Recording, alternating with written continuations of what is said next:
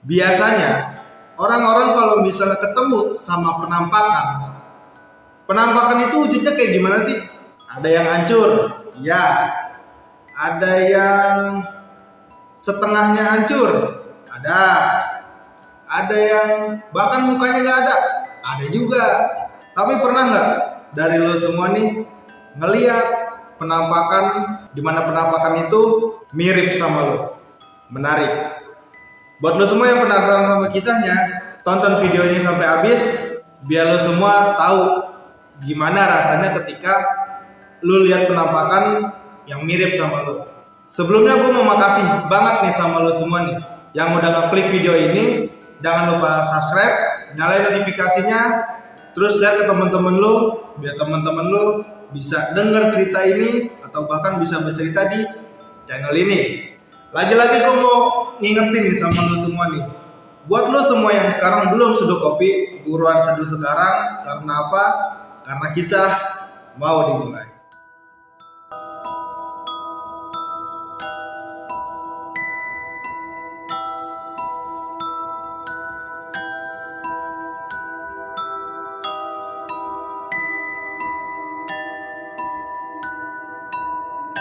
Kejadian ini ada ketika gue masih duduk di bangku sekolah, di mana waktu itu tepatnya gue masih duduk di bangku SMK.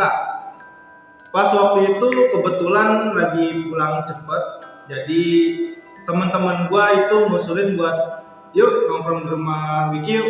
Ya udah, karena gue juga nggak ada acara, jadi diputusin lah waktu itu nongkrong di rumah gue. Ketika udah sampai rumah gua, temen-temen gua itu pengennya nongkrong di depan teras rumah aja, biar di dalam rumah nggak berantakan gitu. Ya udah, akhirnya kita nongkrong di teras rumah. Sampai akhirnya ketika kita lagi enak-enak nongkrong, salah satu temen gua, sebut aja namanya Joko, itu izin sama gua mau ke kamar mandi, mau ke kamar kecil lah. Akhirnya ya udah dia ke kamar mandi dan gua pun lanjut buat nongkrong. Pas dia keluar kamar mandi, itu dia langsung nyamperin anak-anak yang ada di teras, termasuk ada gua di situ. Dia bilang ke gua, "Loh, Wik, lu bukannya tadi masuk kamar?" Ya, gue yang nganggap dia bercanda ya. "Apaan sih lu? Kapan gua ke kamar?" Dia pun balas omongan gua, "Tadi jelas-jelas gue lihat lu masuk ke kamar. Gue kira lu mau ganti baju atau mau ngambil sesuatu gitu." Gua jawab ya, "Kagak, tanya aja anak-anak tadi. Gue dari tadi di sini nggak kemana-mana." Si Joko pun kebingungan.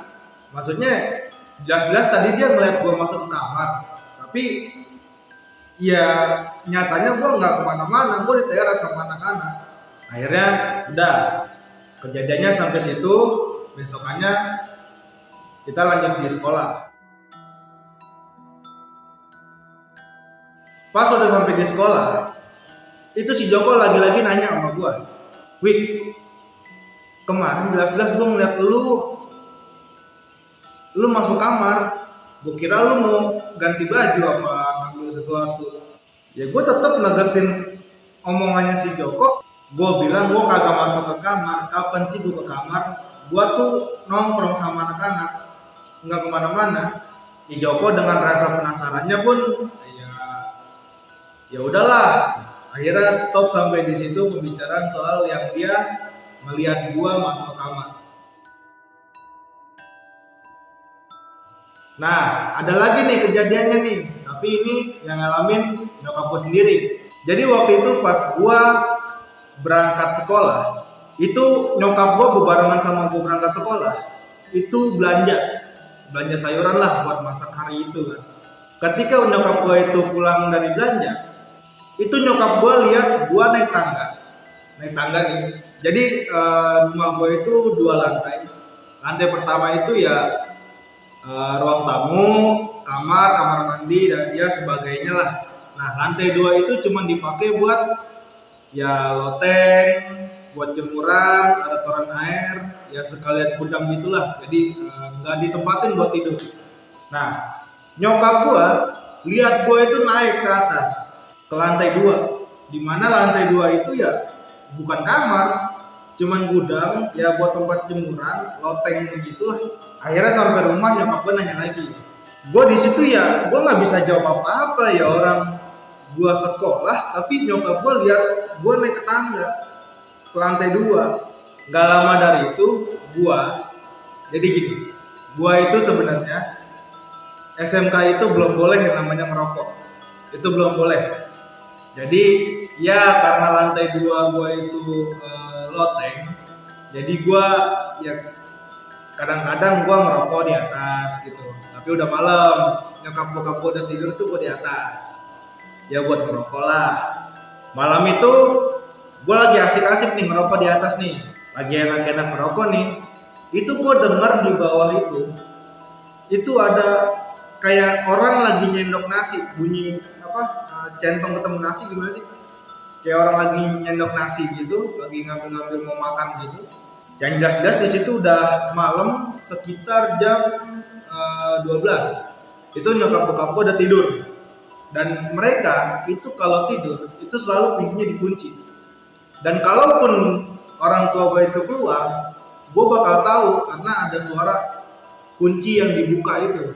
Gue heran ini siapa yang mau makan malam-malam.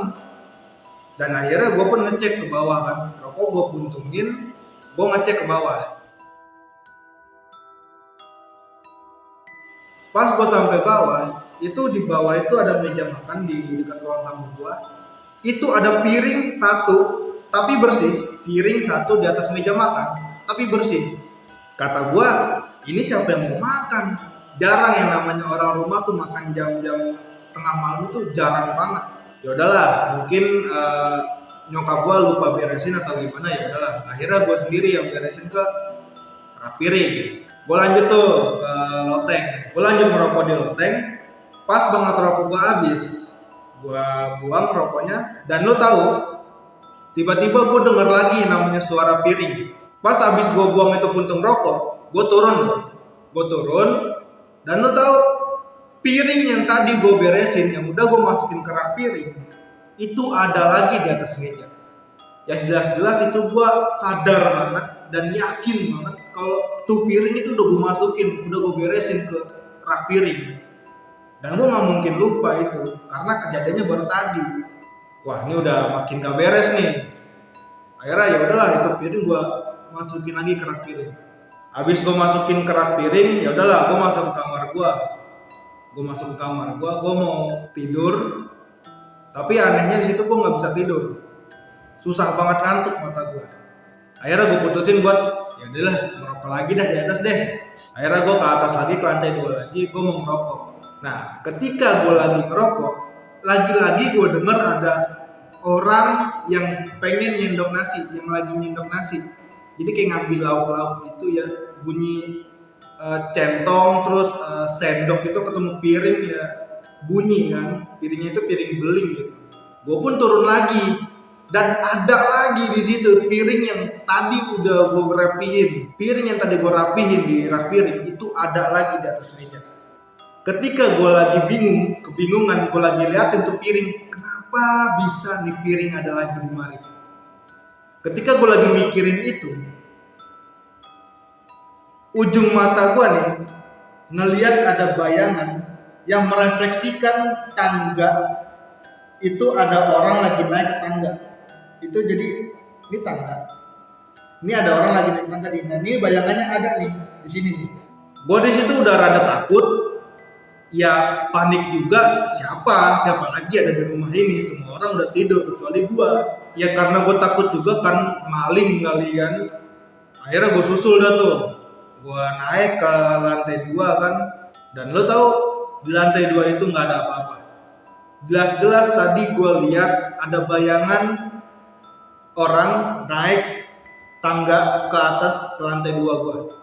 Ya sementara lantai 2 gue seperti yang lo tahu itu loteng dan nggak buat tidur di situ. Cuma ada barang-barang ya gudang penyimpanan gitu, ada jemuran juga, ada toren juga, toren air. Gua senterin dan gua nggak nemu apa-apa di situ. Sampai akhirnya gua mutusin ya udahlah gua turun lagi, mungkin gua salah lihat. Pas gua balik badan mau turun, wah gokil sih.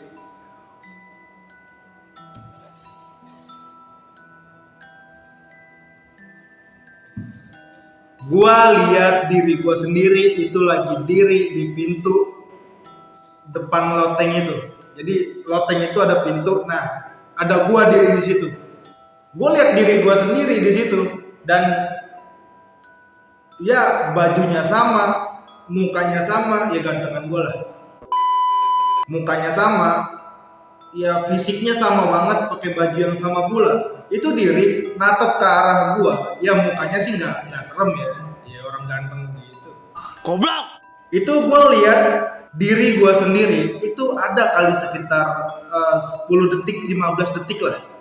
Itu gua bener-bener nyata banget, gua yakin tuh gua nggak halu. Karena ya solid banget, bentukannya solid banget. Dan bukan yang bayangan apa segala macam, itu bukan, ya solid banget. Kayak gua melihat diri gua sendiri di kaca gitu. Gua di situ bengong ya sekitar 10-15 detik lah gua bengong, dan pada kedipan mata gua doi udah hilang.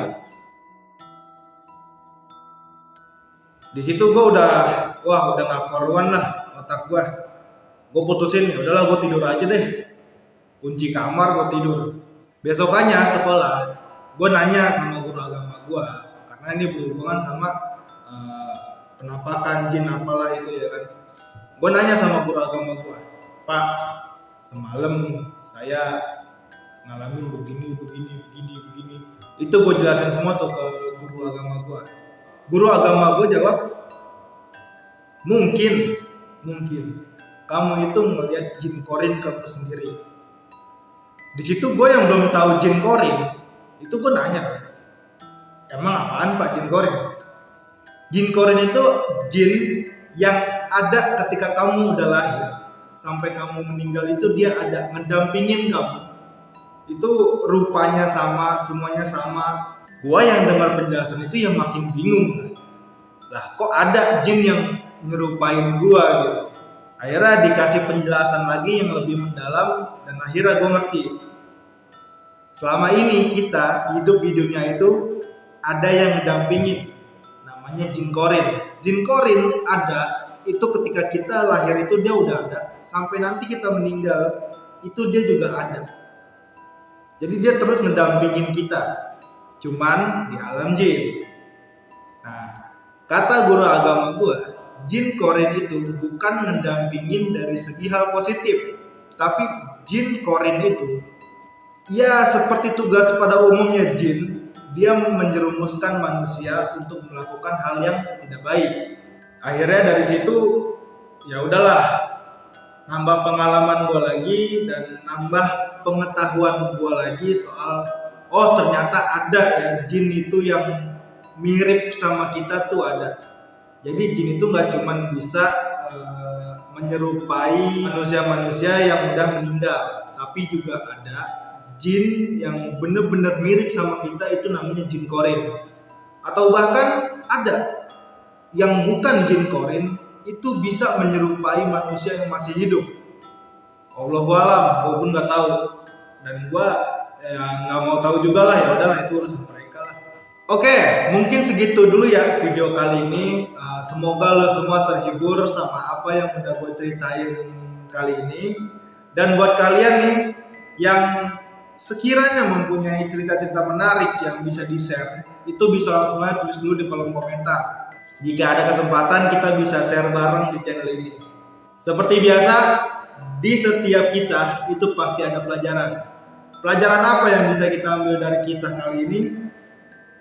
Bahwasanya setiap diri manusia itu pasti punya pendamping. Apa pendamping itu? Pendamping itu namanya jin korin. Jin korin itu ada ketika manusia lahir itu dia udah ada sampai dia meninggal. Jadi lo semua nih punya jin korin masing-masing dan hidup berdampingan. Tapi yang perlu dicatat, jin korin itu bertugas pada umumnya jin kebanyakan, yaitu menyesatkan umat manusia dalam hal-hal yang tidak baik. Jadi jangan diikutin itu jin korin walaupun mirip sama lo, ya. Oke, thank you banget yang udah nonton. Nantikan video selanjutnya dari channel Di Balik Kisah. Gua Wiki, see you next video dan